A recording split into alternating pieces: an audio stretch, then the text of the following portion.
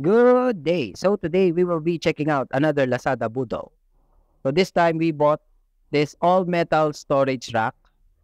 Let us check out what is inside the box. Here you can see the metal pan with the patented nano baking paint. I think there are 5 pieces of it, and these are the beam.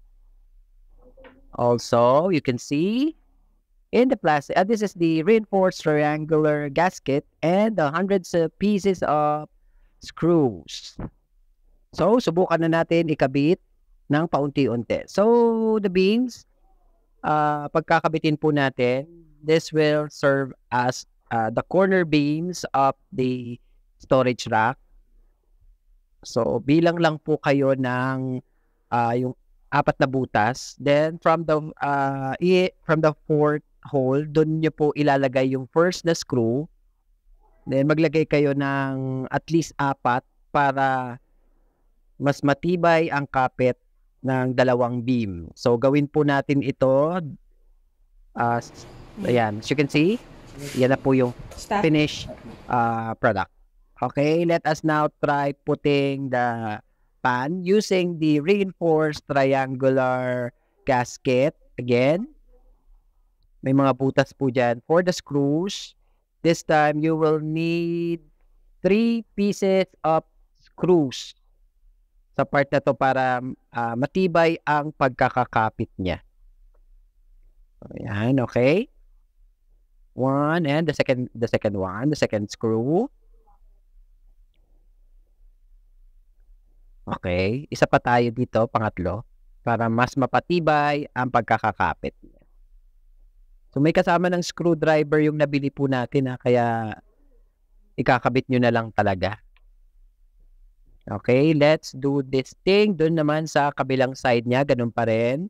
Lalagyan nyo muna ng gasket para mas magandang tignan. At yung mga corners niya kasi medyo matalas para safety na rin yung gasket. Bukod sa mas pinatitibay niya yung kapit ng mga screws. Okay, I think that's it. So sa first side, okay na tayo. Then sumunod, I would suggest na ilagay nyo muna yung nasa taas para nasusukat nyo yung mga susunod na pan kung saan nyo siya ilalagay. So wala naman bilang yung paglalagay ng pan, basta sukatin nyo lang kung ano yung ilalagay nyong mga bagay doon, bawat isa. Kasi adjustable naman ang height niya. Okay, as you can see, madali lang po siya gawin. Medyo time consuming lang. Even my wife can do it. Okay, mukhang nagkakaroon na siya ng hugis.